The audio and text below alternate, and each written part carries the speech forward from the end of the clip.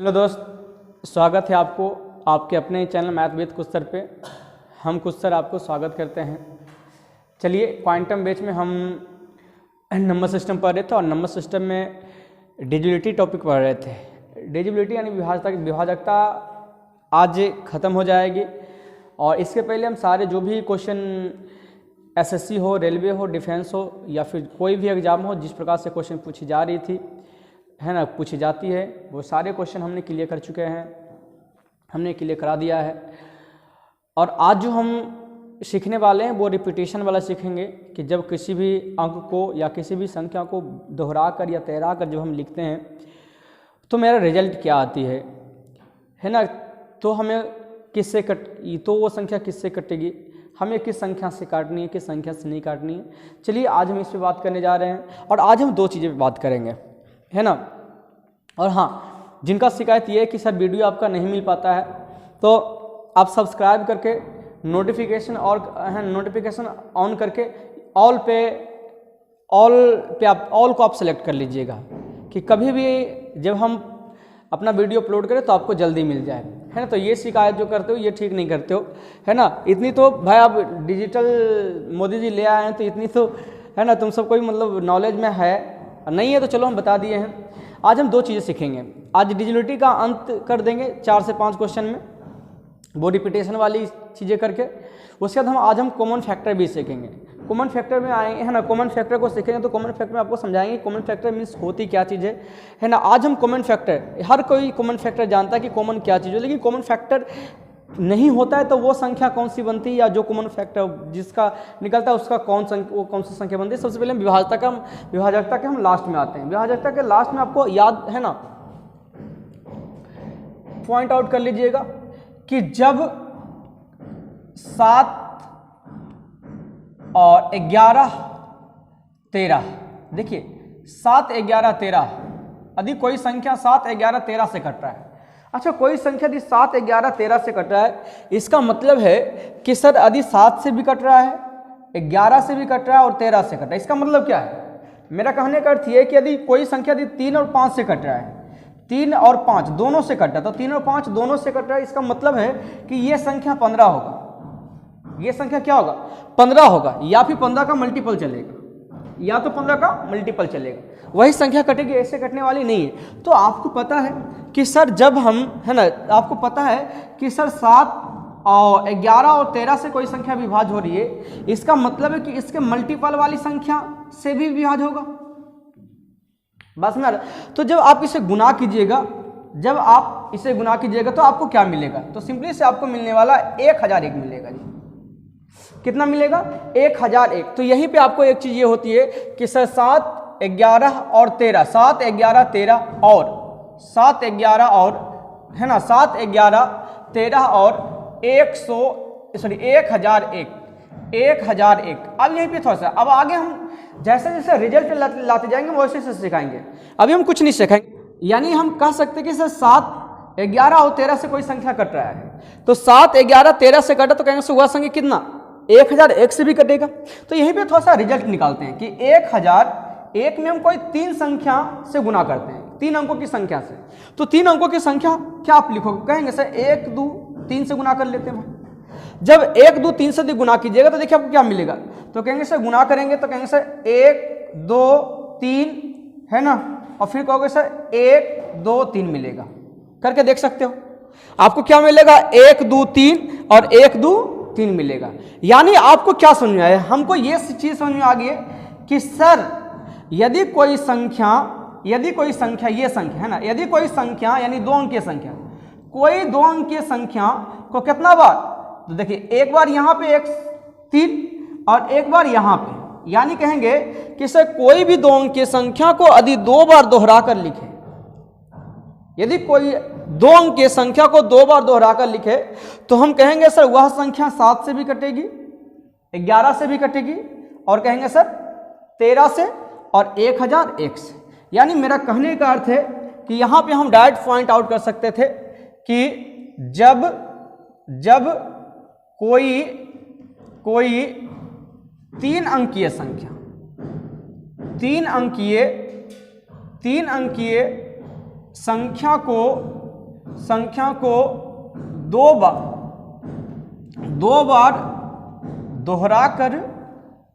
बार दोहराकर लिखा जाए, 2 बार दोहराकर लिखा जाए तो वह संख्या 7, 11 और 7, 11, 13 और 1001 से विभाज्य होंगे।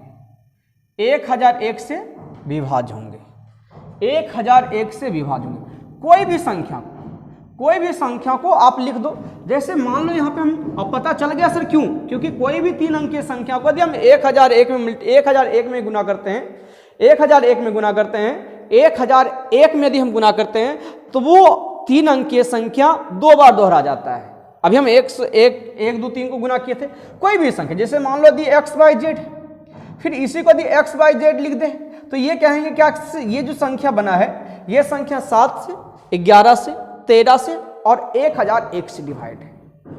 1001 से डिवाइड। कोई भी संख्या उठा लीजिए 3 अंक, जैसे 5, 6, 4 है, 5, 6, 4 है, इसको एक बार और लिख दीजिए, मतलब 5, 6, 4 है, तो ये आपका कट जाएगा। लेकिन यदि आप कहोगे कि नहीं सर हम ऐसा करते सर 5, 6, 4, हम आप 2 बार बोले सर दोहराने के लिए, हम सर 3 बार दोहरा दिए, तो क्या ये सर ये इससे कटेगी? तो हम बोलेंगे भाई नहीं कटने वाली है, कभी कटने वाली नहीं है। लेकिन आप कहोगे सर अच्छा ऐसा कीजिए सर एक बार और दोहरा दीजिए, एक बार और दोहरा दीजिए, तो क्या ये कटेगा?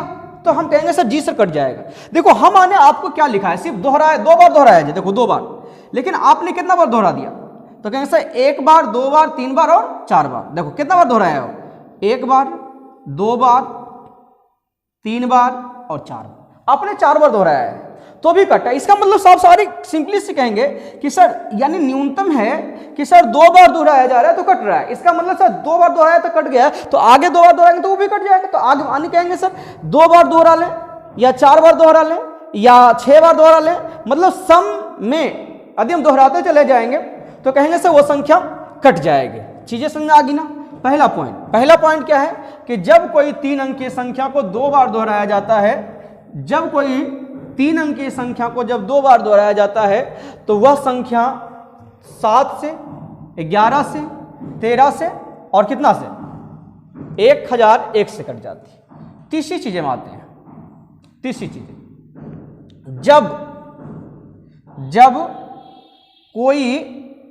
जब कोई 2 अंकीय संख्या, 2 अंकीय संख्या, जब 2 अंकीय संख्या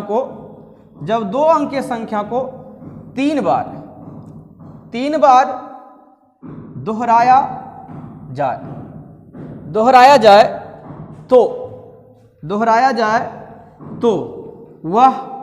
दोहराया जाए तो वह 3, 7, 13 और 37। अब देखिए 3 को, 7 को, 13 को और 37 से को यदि आपस में गुना कीजिएगा तो आपको 10,101 मिलेगी। गुना करके देख सकते हो, 10,100, यहां पे 37 है, 10,101 मिलेगी। तो 10,101 का मतलब है कि सर यदि इससे कटा, इससे कटा, इससे कटा, इससे कटा, मतलब इसके मल्टीपल से भी तो कटेगा। यानी कहेंगे सर 1000, ये 10,101 से विभाज्य होंगे, 1 से विभाज्य होंगे। चलिए ध्यान दीजिएगा। अब यहां पे थोड़ी सी एक काम करते हैं कि भाई देखते हैं कि ये जो है थ्योरम कहां से आया है। आपको पता नहीं ये थ्योरम कहां से आया था। यहां पे आपको बताए थे, याद करना, कि इसमें हम क्या किए थे कि हम कोई भी संख्या से मल्टीप्लाई किए थे तो इसका रिजल्ट क्या आया था? इसका रिजल्ट आया था 1, 2, 3 और 1, 2, 3। यहां से पता चला था कि कोई भी 3 अंकीय संख्या को 2 बार दोहराते तब ये कटता है, ऐसा कटने वाला नहीं है। तो यहां भी हम ऐसा करते, क्या सही है? तो ऐसा करते 2 अंक का संख्या लेते हैं, जिससे मान लो हम 23 ले लिए भाई, 23, तो कहेंगे सर 23 से कम 23, फिर 23 से कम 23, फिर 23 से कम 23। क्लियर है? देखो हम कहेंगे सर इसे जब गुना किए हैं तो क्या मिला? 23, 23, 23। तो 2 अंकीय संख्या कितना बार दोहराया गया? 3 बार दोहराया गया। तो देखो कहीं बाहर से भले आपको रटने के लिए सिखाया जाता है, ये अलग की बात है, लेकिन रटने की कोई बात नहीं है ना, यहाँ पे सिर्फ समझने की बात है सर कहाँ से आता है।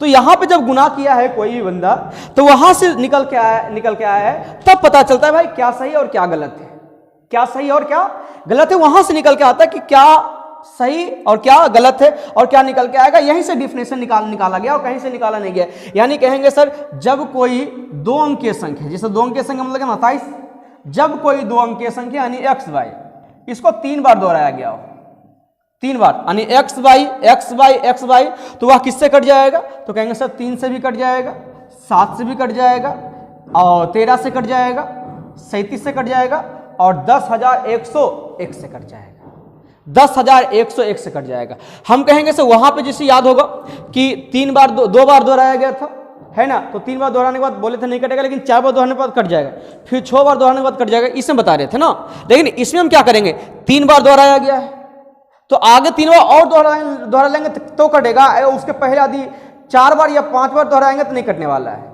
यानी कहेंगे सर 3 बार, तो 3 बार और मतलब 3 3 6 3 9 3 12 3 15 बार यदि दोहराएंगे तो आपका इससे कटने वाला है। वैसे जनरली क्या होती है, छोटी छोटी में हम कहेंगे इसको कितना बार दोहराया जाएगा, तो कहेंगे सब 3 बार दोहराया जाएगा, तो वह संख्या पूर्ण रूप से कट जाएगी। चलिए एक आपको थ्योरम और याद करना होगा, एक थ्योरम और याद करना होगा, चलिए ध्यान से समझिएगा।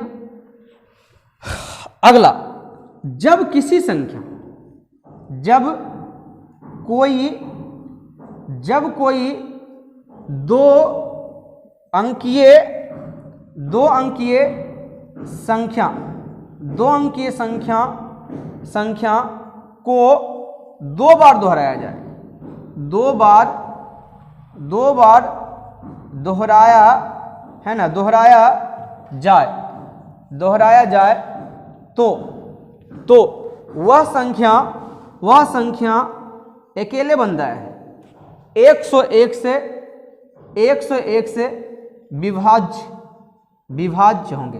अब आपको लग रहा होगा ना भाई इसमें ही अकेले का है, सब में देखो क्या आया था, पहलुका में देखे थे जब कोई 3 अंकीय संख्या को 2 बार दोहराया गया था तो 7 से कटा था, 11 से कटा था, 13 से कटा था, और इसके मल्टीपल यानी 1001 से कटा था।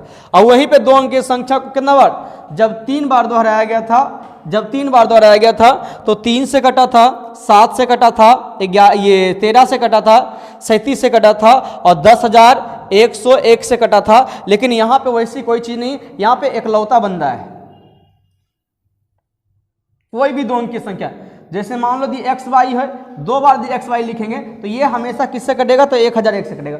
और 1001 से ये एकलौता क्यों, एकलौता इसलिए कि इसका कोई कॉमन फैक्टर नहीं। मेरा कहने का अर्थ ये है कि 1001 एक अभाज्य संख्या है, एक अभाज्य संख्या है। तो अभाज्य संख्या है मतलब इसको कोई भी संख्या से गुना करने के बाद ये नहीं आया है, ये किसी भी संख्या गुना, मतलब ये एकलौता है कि भाई हम एकल्ले संख्या, हमको कोई जो है नहीं, ना तो काट सकता है, ना तो हटा सकता है, ना तो मिटा सकता है, यानी ये अकेले, तो इसीलिए इसको अकेले रखा गया। यानी कहेंगे कि जब किसी संख्या को 2 बार, देखिए 2 अंकीय संख्या को जब 2 बार दोहराएंगे तो 1001 से कटेगा।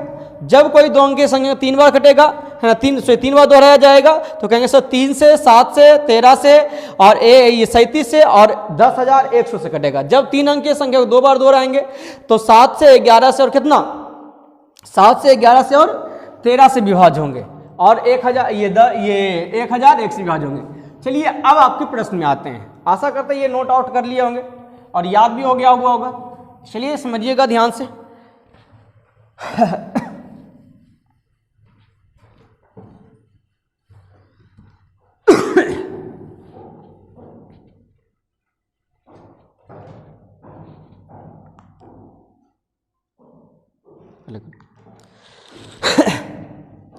चलिए देखिए, लिखा हुआ है कि 3 अंकीय संख्या जैसा कि आपको दिखाया गया है तो निम्नलिखित में से किससे विभाज्य। तो आपको एक संख्या दिख रही है ना कि सर 365, इसके पहले संख्या कितना है, तो लिखा हुआ है 565262, यानी 3 अंकीय संख्या को देखो 2 बार दोहराया गया तो 3। अच्छा यहाँ पे गलती किया है भाई, यहाँ पे क्या होना चाहिए, इस प्रकार से 25 है ना, उलट के लिख दिया है ना, 5 2 लिख दिया था।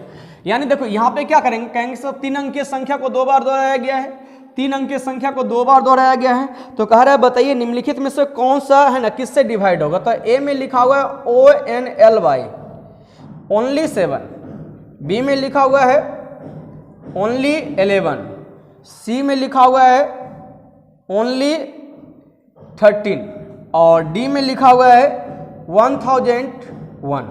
अब बताइए इसका उत्तर क्या जाएगा। आपको पता है भाई कि सर जब 3 अंकीय संख्या, अभी 3 अंकीय संख्या को यदि हम 2 बार दोहराते हैं तो ये किससे, 7 से, 11 से, 13 से एंड 1001 से डिवाइड होता है। जब हम किसी भी 3 अंकीय संख्या को कितना यदि 2 बार दोहराएंगे तो वो 7 से, 11 से, 13 से और किससे 1001 से डिवाइड होगा। लेकिन यहाँ पे देखिए क्या क्वेश्चन का है, ऑप्शन में क्या है कि ओनली 7, ओनली 11, ओनली 13 एंड 1001। इसका मतलब क्या है, क्या ये सही है? अरे हाँ कटेगा, ये 7 से कटेगा, लेकिन क्या ये केवल 7 से कटेगा? केवल ये ओनली नहीं लगा रहता था तो ये उत्तर हो जाता। ये ओनली की वजह से ये होने वाला, ये तीनों के तीनों नहीं है। मतलब सर ये इसका, इस ऑप्शन का मतलब क्या है, इस ऑप्शन का मतलब है कि केवल 7 से कट रहा है। तो केवल 7 से नहीं है, 7 से भी कटता है, 11 से भी कटता है, 13 से भी कटता है। यानी क्या ये केवल 11 से कटेगा, क्या ये केवल 13 से कटेगा? लेकिन यहां पे देखिए इसमें ओनली लगा हुआ नहीं है, इसमें ओनली नहीं लगा हुआ है। ओनली नहीं लगा मतलब इससे भी कटता है, यानी 11 से भी कट सकता है। लेकिन ओनली यदि इसमें भी लगा हुआ होता तो इसमें ये भी उत्तर जाने वाला नहीं था। चलिए क्वेश्चन नंबर हम 2 में आते हैं। क्वेश्चन नंबर 2 में कह रहा है कि 2 अंकीय संख्या को 3 बार दोहराया जाए, जिससे 23 और 23 और भी लिखा हुआ है 46 इस प्रकार से कोई संख्या हो। क्लियर है? तो कह रहा है निम्नलिखित में से किससे डिवाइड होंगे। तो आपको पता है कि ये किससे कटता है, तो 1000 है ना, इससे ये 10,101 से कट जाएगा, नहीं उत्तर कौन सा चल जाएगा, बी चल जाएगा। अब वहीं पे आइए क्वेश्चन नंबर 3 में देखिए क्या बोला है।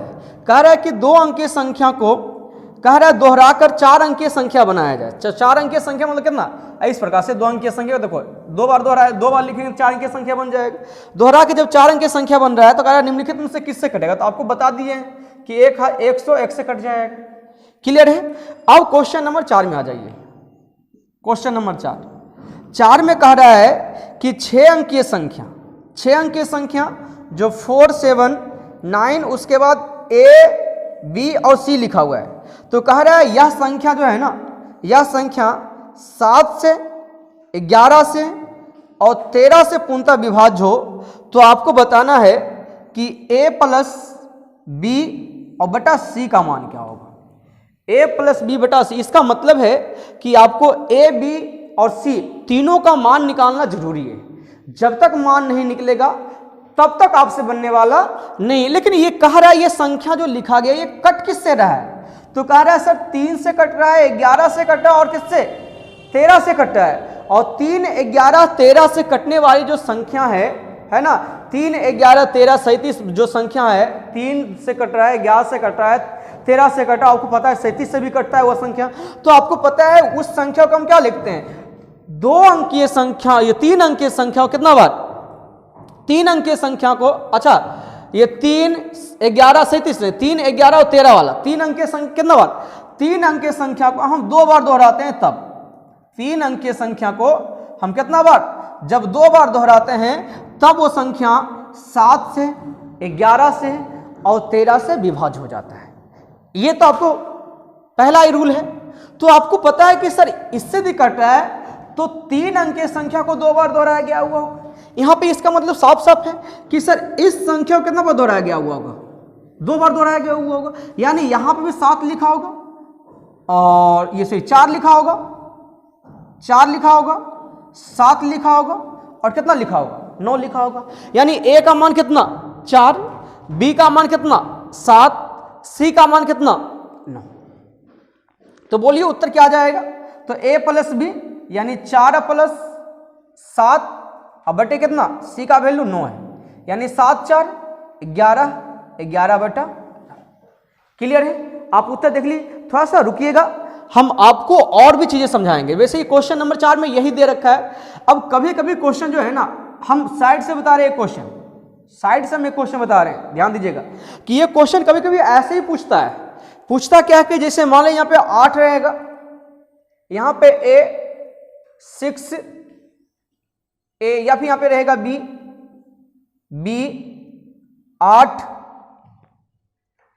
8 नहीं, यहाँ पे एक ऐसा करते हैं कि 3 डाल देते हैं, ठीक, 8 और C देते, C 7 B। क्लियर है? देखिए यहां पे क्या लिखा हुआ, 8 A 3 C 7 B। और आपसे पूछा जाए कि यह संख्या जो है ना, पहले 7 11 और 13 से विभाज्य, 7 11 और 13 से विभाज्य, और आपसे पूछे कि आपको बताना है कि A प्लस B और बटा C का मान क्या होगा। A प्लस B बटा C का मान, जैसे यहां पे तो आपको दिख रहा था ना कि भाई 3 7 9 है, तो इसी को दोहराएंगे तो इसका मान 3 आ जाएगा, इसका मान 7 आ जाएगा, इसका मान 9 आ जाएगा, है ना, 3 7 9, तो इसका मान 9 आ जाएगा। तो आपको दिख, लेकिन यहाँ पे देखो चीजें नहीं दिख रही है, तो यहाँ पे क्या, यहाँ भी दिख रही है भाई, हम कहेंगे सर कटने का मतलब कि सर इसी चीज को दोहराया हुआ होगा, ऐसे नो दोहराया गया है ना, इसका मतलब है कि सर पहले 8 तो पहले 8 आया हुआ होगा, उसके बाद 7 है तो यहाँ पे 7 आया हुआ होगा, 3 है तो कितना 3। देखो कोई ज्यादा दिमाग नहीं लगाना था, ये हम अपने मन से बता रहे, हो ना हो क्वेश्चन कभी ऐसा पूछा जा सकता है। तो बोलिए A का मान कितना 7, B का मान कितना 3 और C का मान कितना 8, यानी 7 3 10 बटा 8 यानी 5 बटा 4। इस प्रकार से क्वेश्चन कभी पूछा जा सकता है। चलिए क्वेश्चन नंबर 5 में आते हैं। क्वेश्चन नंबर 5 में आइए, देखिए 5 में क्वेश्चन क्या बोला है, कह रहा कि 6 अंकीय संख्या जो लिखा हुआ 4 7 4A और 4B, और यह कह रहा है 3 से 7 से 13 से और 37 से पूर्णतः विभाज्य है। तो आपको बताना कि A प्लस B का मान क्या होगा। बताइए जी, A प्लस B का मान क्या होगा। तो आपको पता है ना कि सर यदि कोई संख्या 3 7 13 और 37 से कट जाता है, 3 7 13 37 से कट जाता है, तो वह संख्या कौन सी होती है। तो वह संख्या को हम 2 अंकीय संख्या को कितना बार दोहरा के लिखते हैं, 3 बार दोहरा के लिखते हैं, तभी वह संख्या 3 7 11 3 7 13 और 37 से कटता है, इससे कटने वाला नहीं। इसका मतलब है कि जो संख्या कट रहा है वह 2 अंकीय संख्या कितना बार, 3 बार दोहरा के लिखा गया हुआ होगा, यानी 47 47 47, यानी यहाँ पे 7 और यहाँ पे भी 7, यानी A का भी मान 7 और B का भी मान 7, यानी 7 7 14 मेरा उत्तर चला जाएगा। चलिए क्वेश्चन नंबर 6 में आते हैं। 6 में देखिए क्या कह रहा है, कह रहा 45 और AB कह रहा 3 से कट जाना चाहिए, 7 से कट जाना चाहिए और 13 से कट जाना चाहिए। तो आपको बताना है कि 4A प्लस 3B का मान क्या होगा।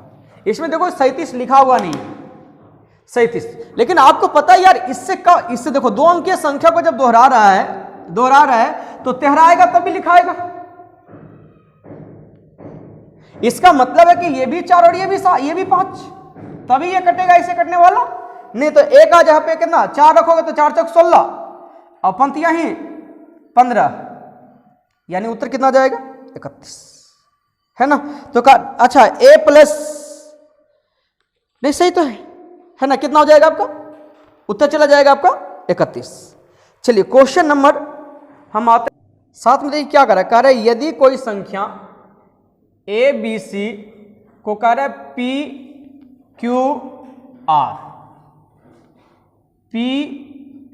PQR से गुना किया जाए, से क्या किया जाए, कह रहा है गुना किया जाए। चलो गुना कर देते हैं, तो बराबर क्या मिलता है, तो कह रहा है ABC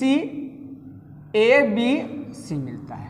ABC यानी 3 अंकीय संख्या को जब इसमें गुना किए तो कह रहा है ABC मिला है। तो आपसे पूछा गया है 2R प्लस 3q का मान क्या होगा। और आपको पता है कि सर यदि ये मिल रहा है तो आपको पता होनी चाहिए कि सर 1001 में गुना करते हैं पहलू का वाला, तो 1001 में हम गुना करते हैं, यानी कोई भी 3 अंक की संख्या को जैसे 1 2 3 में हम 1001 में गुना करते हैं। और यहाँ पे देखो PQR लिखा, मतलब यहाँ पे क्वेश्चन मिस्टेक है, यानी यहाँ पे भी Q होना जरूरी था, यानी PQR से गुना किया जाता है। यहाँ पे सुधार लीजिएगा, क्वेश्चन आपका 2 Q हो गुना किया जाए, तब कह रहा है कि 3 अंक की संख्या को 2 बार लिखा गया है। तो आपको बताना है कि 3R प्लस, तो आपको पता है कि सर ऐसा तब होता है जब यहाँ पे 1001 होता है तब। इसका मतलब Q का मान कितना 0 और R का, ये Q का मान हो गया और ये R का मान 1 हो गया, तो कहेंगे सर R का मान 1 यानी 2 और प्लस 3 गुना 0 कितना 0, यानी उत्तर क्या चला जाएगा, तो उत्तर हम कहेंगे सर कितना चला जाएगा 2 चला जाएगा। तो ये आपका लास्ट क्वेश्चन था ये विभाजकता का। तो चलिए हम स्टार्ट कर देते हैं। इसके बाद जो है आपका हेडिंग डाल लीजिएगा आप सब कॉमन फैक्टर का, किस चीज़ का हेडिंग डालिएगा, और हम आशा करते हैं कि कोई शिकवा शिकायत होनी नहीं चाहिए, और हम कॉमन फैक्टर को डिस्कशन करेंगे बहुत अच्छा से। हेडिंग डालिएगा आप कॉमन फैक्टर, कॉमन फैक्टर इसे हिंदी में बोलते हैं उभयनिष्ठ गुणनखंड। क्या बोलते हैं, उभयनिष्ठ, उभयनिष्ठ से अच्छा कॉमन ही दिखती है ना, उभयनिष्ठ गुणनखंड।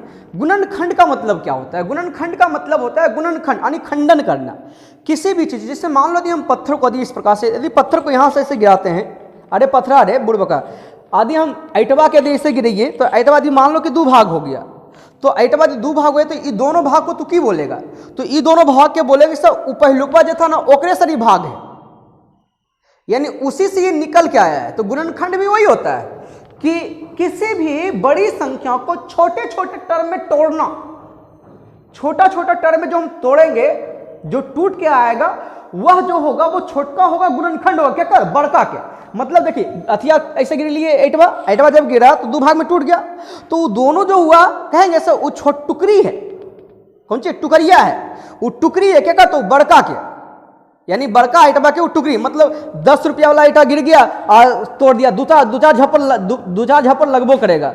बताएं 10 रुपया में एगो आइटा आबो तो तोड़ दनी, समझा।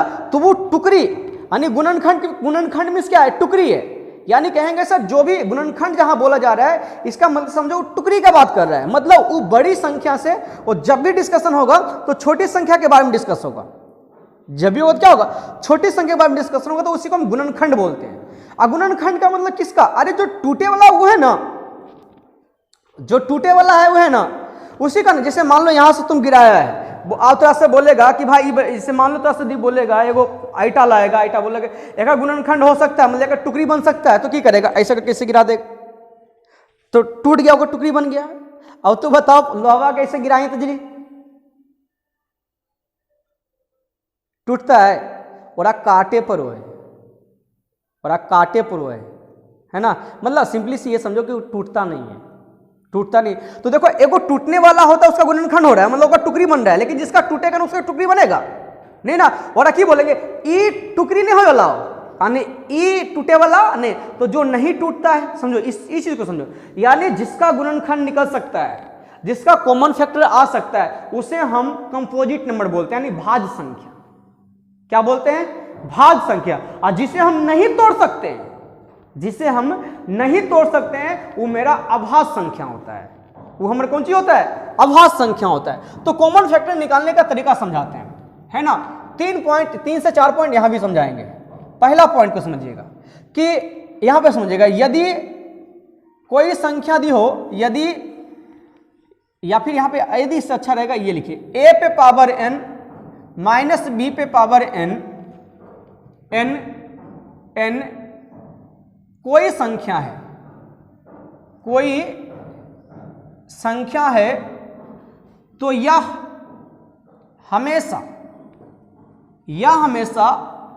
a प्लस b और a माइनस b से विभाज्य होंगे, a माइनस b से विभाज्य होंगे कब? जब n बराबर सम संख्या हो। n बराबर जब कोई क्या हो? सम संख्या हो। तो हम यह प्रूफ भी कर देंगे, टेंशन लेने की बात नहीं। अच्छा, जैसे a पे पावर n है और माइनस b पे पावर n है, तो बोला है ये a प्लस बी और a माइनस बी से विभाज्य है। a प्लस बी और a माइनस, इस a प्लस बी और a माइनस बी से विभाज्य होने का मतलब क्या है? जब किसी भी मतलब एकर जो है ये टुकड़ी है, ईदियो क्या है? टुकड़ी, मतलब निकल गया, मतलब इसी का भाग है। इसी का भाग का मतलब कि एकरा से ई कट जाएगा, एकरा से कट जाएगा, मतलब एकरा से कटा मतलब एकरा से छोटा है, एकरा से छोटा मतलब ये गुणनखंड है, छोटा है मतलब यानी जकरा से पूरा कट रहा है बड़का संख्या, तो जकरा से कटा वो गुणनखंड होगा। किसका? तो बड़ी संख्या का।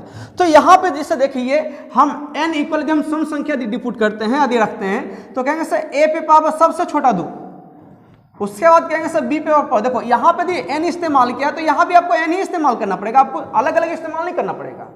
तो आप क्या कहोगे? यहाँ पे 2, यहाँ भी आपको 2 लिखिएगा, तो क्या कहेंगे सर ये a square minus B square बना है ना, a square minus B square, तो इससे बोलिए क्या? a square minus B square, तो फॉर्मूला ही पड़े ऑप्शन क्या होता है कि कहेंगे sir a plus B into क्या होता है?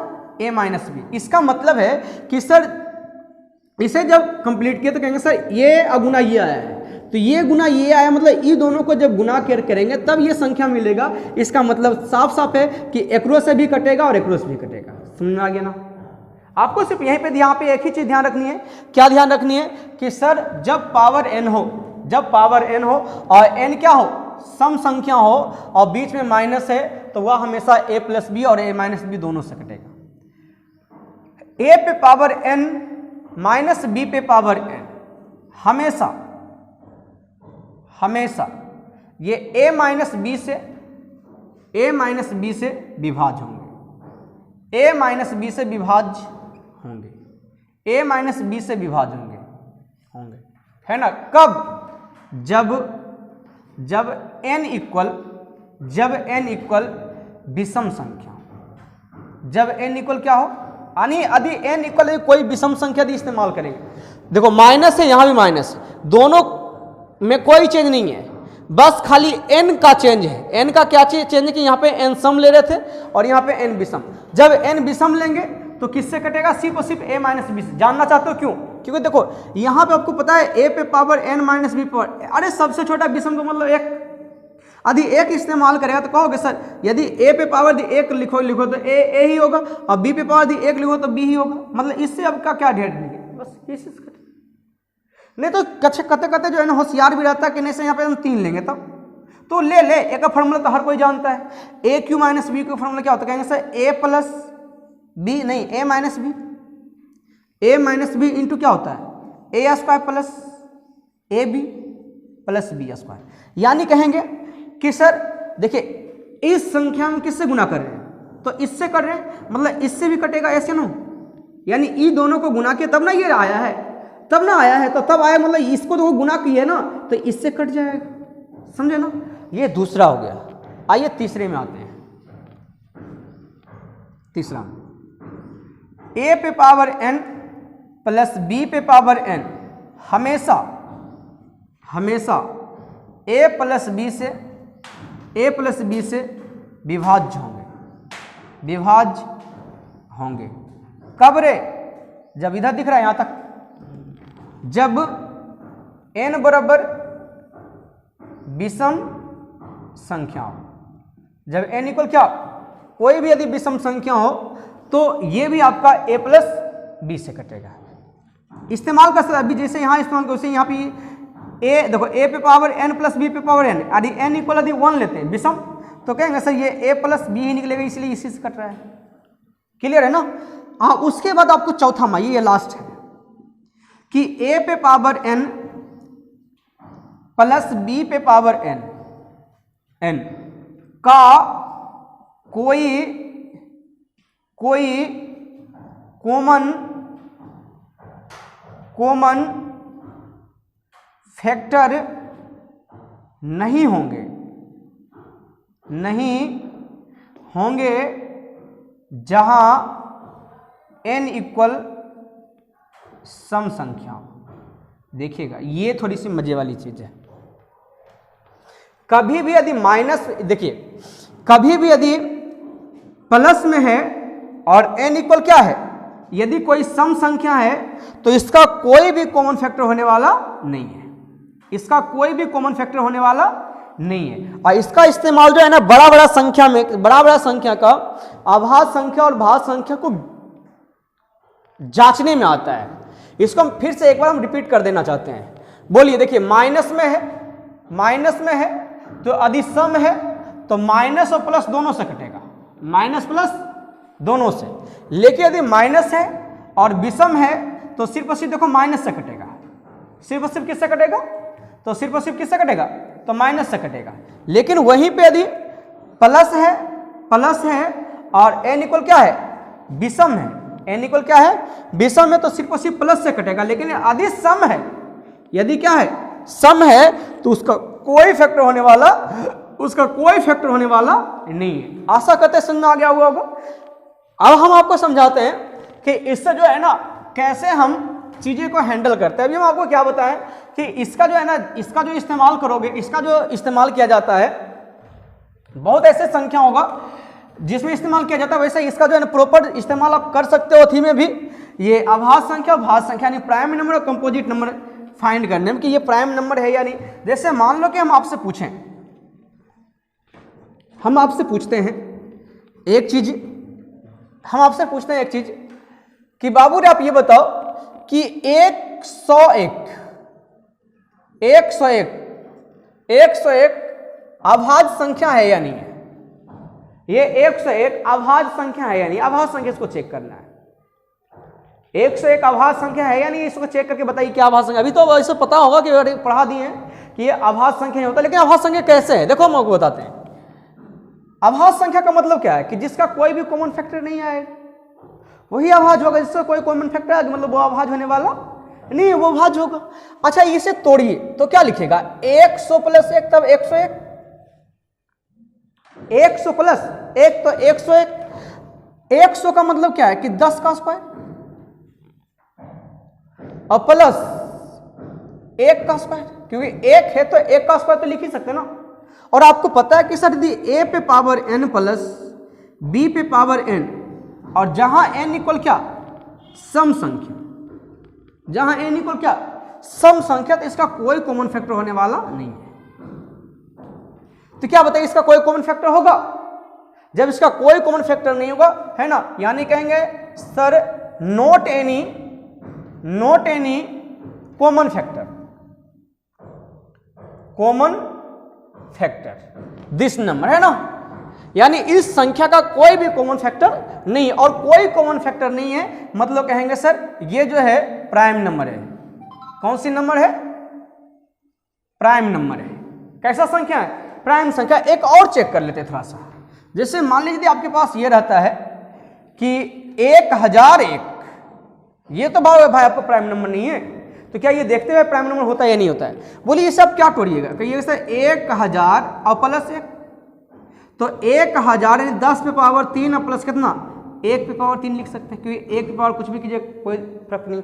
अब बोलिए कि आपको पढ़ा दिया कि a पे पावर n प्लस b पे पावर n, और जहां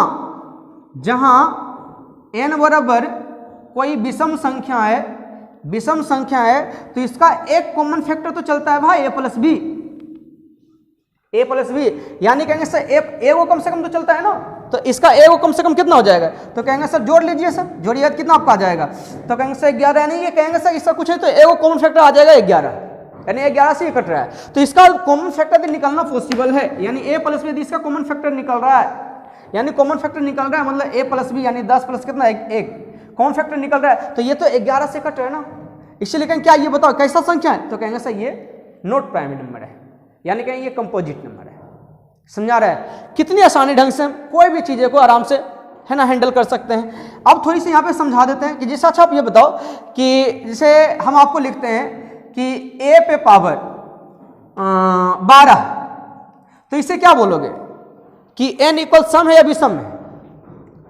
जब बनाने के लिए बारी आएगी तो क्या करोगे, इससे सम या विषम बनाओगे, तो कहोगे सर ये तो सम ही दिख रहा है, लेकिन नहीं बाबू, इसको भी, क्योंकि हम मजबूरन बस हमको सम लाना है। कोई घर में भूखे पेट क्यों सोता है, ये बताओ? कोई घर में भूखे पेट सोने का उसका मजबूरी है। वो शाम तक बहुत व्यवस्था करता है कि कहीं से 2 रोटी मिल जाए, कहीं से 2 रोटी मिल जाए, कहीं से वो 2 रोटी नहीं मिलता है, तब उसे भूखा सोना पड़ता है। ऐसे वो कभी भूखा सोने वाला नहीं है। जकर गर्लफ्रेंड नहीं है, वो बेचारा का मजबूरी है, उसको गर्लफ्रेंड नहीं है, बनाना तो चाह रहा है, तो वो मजबूरी है। तो यहां पे देखिए क्या है कि ये जो है कि सम संख्या होगा, पावर यदि सम होगा, पावर यदि क्या होगा, सम होगा, तब ये नहीं कटेगा, ये मेरा मजबूरी है। लेकिन हम तो चाहेंगे भाई कट जाए, हम चाहेंगे कट जाए, तो उसको पावर क्या कीजिएगा, आप सम बनाने का प्रयास कीजिएगा। जैसे मान लो यहाँ पे हम a पे पावर 12 लिखने से अच्छा हम ये लिखते हैं कि भाई 2 पे पावर 12 है, तो पावर तो आपका अभी भी सम दिख रहा है। लेकिन नहीं, हम पावर सम क्यों बनाएंगे, हम विषम बनाएंगे। विषम बनाएंगे तो क्या विषम बन सकता है? कहोगे सर 2 पे पावर 4 पे पावर 3 यानी 16 पे पावर 3। बोलो ये सम था या विषम था? पावर दिख रहा था पावर सम, लेकिन सच्चाई में पावर क्या था, विषम था। सच्चाई में पावर क्या था, विषम था। तो है औकात इसको विषम बनाने का? बना? कहोगे हाँ सर औकात है सर, 100 पे पावर 1 और प्लस 1 पे पावर 1, औकात तो है ये सर। आप औकात की बात कर रहे हैं। अरे गधा, तो पावर 1 लिखने से क्या फायदा, फिर तो ये बन के आएगा। रे तो पावर थोड़ा सा चेंज रहेगा तब ना। चलिए आइए हम इस पर थोड़ी सी कहानी पर चर्चा कर लेते हैं। कुछ एक आध क्वेश्चन, जो भी क्वेश्चन हो सकेगा हम बनाने का प्रयास करेंगे। चलिए पहला क्वेश्चन देखिए आप।